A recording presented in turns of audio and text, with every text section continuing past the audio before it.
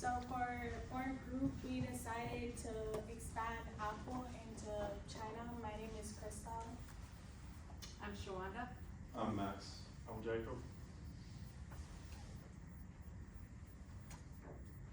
So our marketing strategy objectives through Apple's journey in China, we will be discussing supply chain strategies, government relations, and marketing locations, or localization as well. And we'll also be discussing consumer behaviors. And through Apple's story in China, it'll be highlighting the challenges and opportunities of the global expansion and how Apple adapted its business model in China, what worked, and what lessons international companies can learn from the experience that Apple's gonna have with China. So for the entry strategy that we decided on is joint venture, which is partnering with local companies such as China Mobile, which is a massive telecom company in China.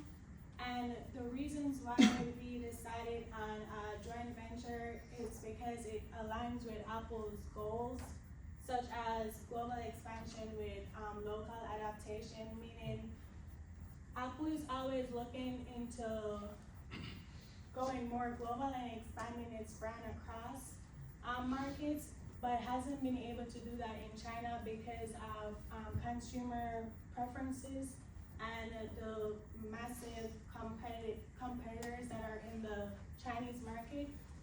Along with that, leveraging local expertise by partnering with like a trusted local company will provide access to invaluable market intelligence, meaning because it's such a hard market to get into, like Apple is already there manufacturing, but to sell retail Apple products, it's harder, which is why we decided on a joint venture because it's really good to have that local backing, like having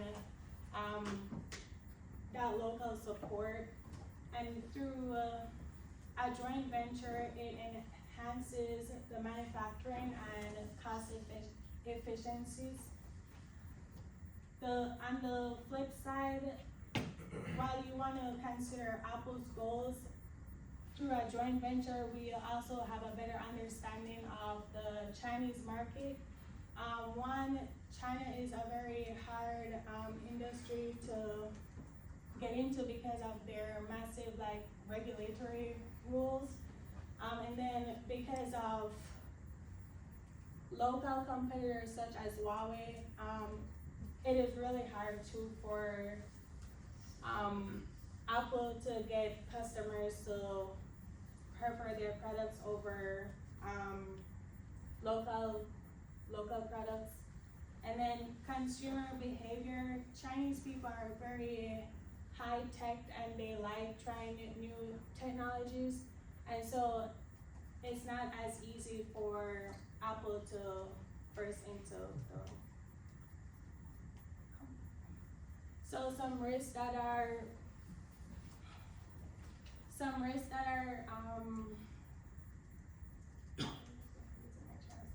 but some risks that are involved in expanding into China includes cultural and market misalignment, intellectual property concerns, regulatory compliance challenges, and economic and geopolitical uncertainty. So what I mean by cultural and market misalignment, the tastes of Chinese people are not the same as Americans, and they get so caught up into their own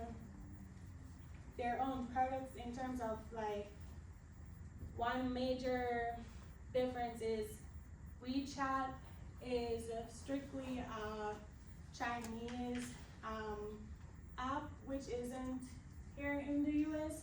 And so for us, Apple,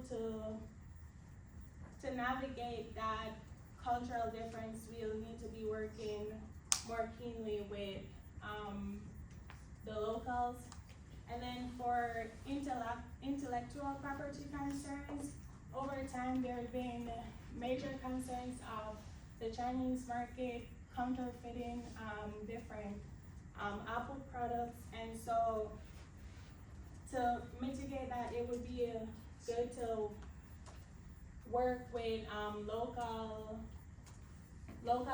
companies to improve the intellectual property regulations, and then regulatory and compliance challenges. To working with locals will help mitigate the different Chinese regulations and the rules of China, and then economic and geopolitical uncertainty with the different fluctuations in the Chinese market. Apple will be able to adjust its prices to match the fluctuations of the market. From a SWOT analysis, Apple obviously has a strong brand loyalty amongst its consumers. People always return back to Apple when they purchase their products. The iPhone is the #1 product for Apple, and its global presence in the economy obviously weighs heavy. From weaknesses, Apple struggles with product diversification and with consumer preferences strongly changing now. They can position themselves greatly here in China because they are, China is a producer of the iPhone, and China also has the world's largest, is the world's largest producer of rare elements, which the components that are used in the iPhones are coming from China. So that's a great opportunity for them. They are a key supplier for Apple, and the threat to Apple right now is that they only dominate in about 1/3 of the market. So for smartphones, Android actually is a great competition, and their vulnerability in their supply chain, although they have a strong supply chain, there is a fluctuation with anything that comes from tariffs or taxes or any changes that they need to make because of increases to costs.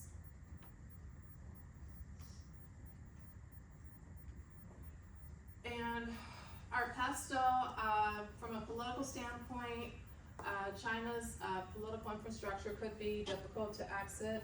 Apple has a long history there in the country, so that would not be a foreseeable problem. Tax reforms altering global business right now could be an issue, but as we've heard in recent news, US tariffs against technology did not affect Apple, so we do not see that as a struggle. Geopolitical events causing tariffs and trade tension. Right now there are shifts in our global market structure, but consumer spend is there, but there is still opportunity there. Socially, China is a win because of the population. There is still a strong midsection of purchasers there, but they do have the greater aging population. Culturally, cultural influences will be a guide for all all technological and smartphone brands, so we want to concentrate our focus on that. Changing consumer behaviors are also something we want to look at, such as positioning with DEI, where companies are standing with their hiring practices, and those things. Technological, what we're looking at for China is financially incentivized on AI and cloud computing development, and this is where Apple houses their data right here in China. Advancements in network capabilities could be something to look at, but it should not be a struggle for Apple. They know what they're doing over there.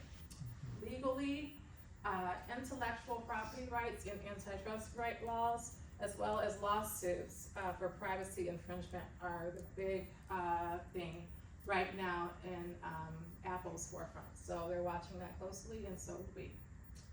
environmentally sustainable sourcing of raw materials in supply chain network, again, is an opportunity for growth as well as electronic waste and its environmental impacts. So we want to focus strongly on that. Apple is a leader in as far as branding, but we want to seize the market. So Apple obviously sells their top products like iPhones and MacBook in China. The prices are usually high, but Apple offers payment plans to help people buy the products. Products are sold in Apple Store and online on the sites like JD.com and Tmall. Apple also uses local social media like WeChat and Weibo and work with Chinese influencers to advertise.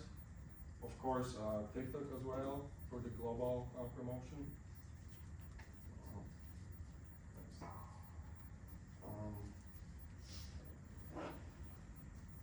Apple changes some things to fit the Chinese market. The iPhone works well in the Chinese language, and you can pay with the WeChat Pay and Alipay. Apple sometimes sells red iPhones for Chinese holidays. Also, Apple helps Chinese schools by giving tech tools and support. Yeah, that's it for that slide. Apple makes most of their products in China using a company called Foxconn. Apple works with the phone companies like China Mobile and online stores to sell more. Shipping is fast in China because they have a strong delivery system. Apple also hired thousands of people in China to work in stores and offices. So for our financial overview, we talked about financially how expanding in China is a big move for Apple. While there are challenges, there's also a lot of potential as well. And I said in terms of costs, Apple's got a head start because it already works with manufacturers such as Jacob mentioned Foxconn and also Pegatron in China. And I also found through my sources that we're estimating about $150 million for marketing and distribution, especially through our platforms like WeChat and another called JD.com to connect with Chinese consumers. And for revenue side, I found on the revenue side that China is already Apple's second biggest market. So if we focus more on affordable models like the iPhone SE and services like iCloud and the App Store, that we were projecting around $8 billion total in revenue for the first year. And this would be based on gaining about 5% more market share, especially in the smaller cities that are growing quicker. And with that setup, we expect Apple would break even within 18 to 24 months, assuming the demand would stay strong and we'd stay competitive with competing brands in China, such as Huawei and Xiaomi. CSR, I had ideas for CSRs where Apple can really make a positive impact beyond just the sales, because supporting rural education by donating like older iPads and offering like coding workshops to students in certain areas would be pretty important for development. As well as Apple could also expand its developer academy program to help more younger people in China build apps and grow smaller businesses as well. And for the growth for CSR, I put, from an environmental standpoint, Apple's already investing in renewable energy, but it could go further by building potential solar farms to power its stores and offices in China. I also said that this would help align the country's dual carbon goals that I found would be hitting peak carbon by 2030 and full neutrality by 2060, potentially. Officially, overall, with a smart financial plan and a strong CSR approach, Apple has a very good opportunity to grow in China and to build a positive relationship with consumers and the government as well. And that'll conclude our presentation. Thank you.